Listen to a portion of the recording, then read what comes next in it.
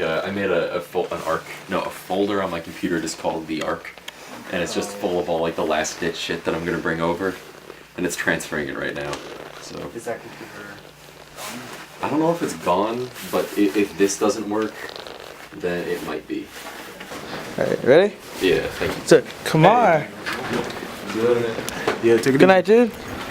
You know? Yeah. So it's like they had to, like the makeup team had to come over and like make them look disheveled. Yeah. And then they had to like shoot that scene specifically, you know? Just like 10 seconds of footage. Yeah. Like, I think the worst kind of production is on like sci-fi and fantasy because you have to build everything. Does like the Millennium Falcon like actually exist? Isn't it like right now I'm just like in neutral. We're just like coasting down this hill. Because I'm trying to make sure we don't run out of gas. It'd really be that would be not fun. That'd be a poor start to the adventure, I'd say. Oh right. That'd be like a way for this to maybe not happen. Yeah. For some reason like Jay-Z looking for a car feels like it's a totally foreign experience to like somebody who's just like not Jay-Z. Yeah, I wonder how much of Jay-Z is who he used to be, because you know I think he's just like just a poor guy, you know, like just city guy, and like he's sort of like that dream where it's like one day I'll make it, and he more than made it. He is it. He's it. You know, Like he toppled any like idols that he had, and he just became them. It's really that's gotta be so crazy because at a certain point, yeah, I guess like he's kind of like looking out at like the vast expanse of possibility. You know, there's nothing really in front of him. That's why they try to make Tidal, and it doesn't work because, like, you know, that was the song thing, right? No, that was like his music streaming service. That he was like, I'm gonna get exclusive. It's gonna be better than Spotify. That's like a super interesting part of design stuff is that like, and of like, you know, like looking at people's portfolios is that, you know, people put in like theoretical stuff. Yeah. You know, stuff they just like made that like didn't actually make it anywhere, but that was like, you know, I did all this. I just don't, you know, like, oh man, that was a spot. We're still like a mile away though. No, we're like a mile away, but I'm still like, yeah, of course. I'm just afraid that like, We won't get stuck. yeah, and like I can afford to park rent, and like I can pay somebody to park, but like it would just really be so sick to not have to do that. Oh, it'd be great. Man, I can't believe we're here. Yeah. That was like a half hour. That was really good. Yeah, it was really good. I wonder how much these are. Like more than anything. Yeah. Documentary style. How you feeling, Mr. Beach? I'm feeling like those are some overpriced cigars. For some reason, I was just thinking like, yeah, let's go see the tree at Times Square at whatever the fuck. Sure. We'll take the car to the time machine. We'll take the time machine back to like December, maybe December 24th. Oh, you know, yeah. December 24th, 1965. Ooh, that's a good year. I don't know what happened in that year. I mean, I don't know. It just sounds good. It sounds like intentional. Yeah, 65. It's a nice round one. I wonder if that's something that writers like think about. You know, like trying to make years like arbitrary years and not seem arbitrary. Mm-hmm. Well, I guess usually if it's like the story, it'll fit like. Yeah. You know, like, well, I'm gonna make it this year because that was JFK. JFK got shot that year. Oh, that's so true. Okay. Burger heaven. I guess I'm imagining like sci-fi stuff where stuff happens like thousands of years. Uh-huh. You know? Oh yeah, like Back to the Future, like 2015. Why 2015? Yeah. You know, and like like Back to the Future, and then like even like Mass Effect. Yeah. Like how they like chose like. Yeah. Right. Oh, and 2065. Yeah.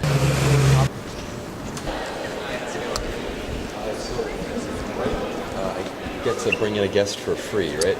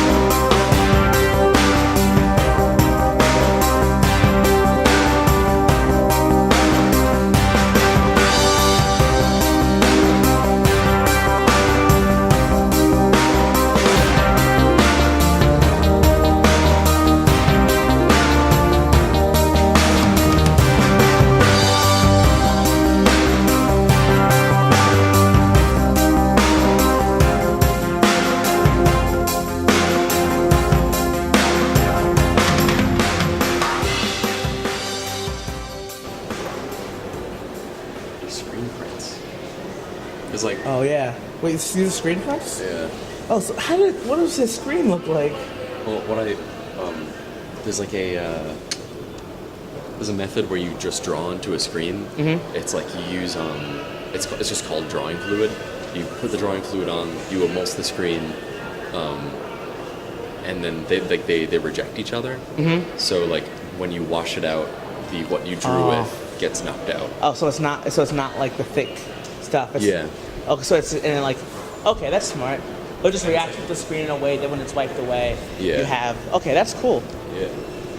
Yeah, and I guess like it's kind of nice to remember that because it means that it's like a way to to do silk screens like without actually having a studio. Mm-hmm. You know, like you don't need to shoot it. I just want to take a picture of that. With the Band-Aid? Yeah.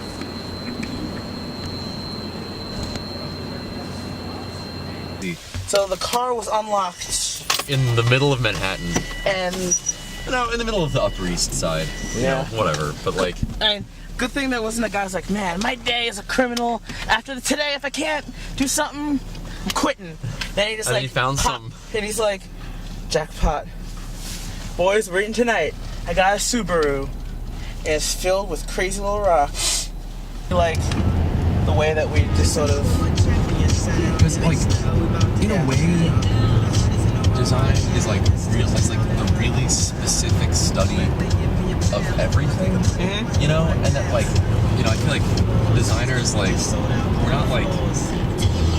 You're just like if you're around other people who are like trained like visually or who are even just visually like, inclined and you know like driven and passionate about it, it's like you're definitely like you can talk about anything, you know, like you can probably have a conversation about like the lines on the road right now. Exactly. And like that's the kind of thing where like, you know, like a baseball player, it's like they might also be learning something specific, but it's not a tool that helps them analyze the world around them. Yeah. You know, it helps them like look at like a specific part of it. You're getting more of the world, but you sort of like you're seeing things that like you wouldn't.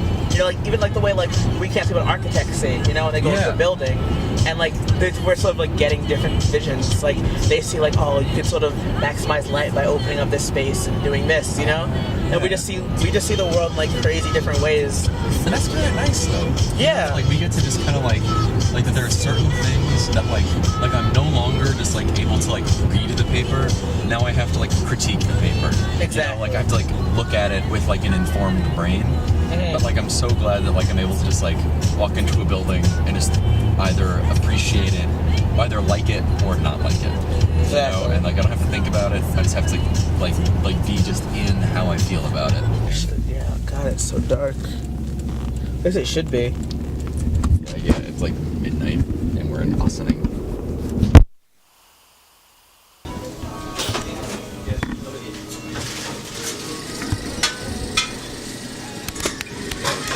There you go, man. Ooh, delicious. Delicious.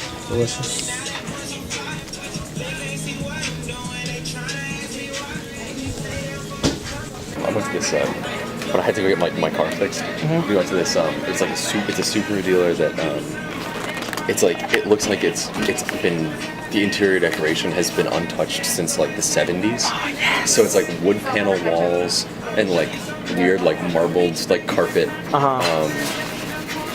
Like everything was like so fake and so like bad, kind of. Beautiful. And I think it honestly has like an effect on the way that people dress there. Because like nobody's like dressing crazy. Yeah. You know? So it's like you can assume that nobody's dressing the way that they might at like, you know, like Lexus. Prada. Yeah. Or like a crazy. Like nobody's dressing like, I'm not saying that people aren't dressing eccentrically, but it's that like the style of medium that people choose is like on the particularly bland side. And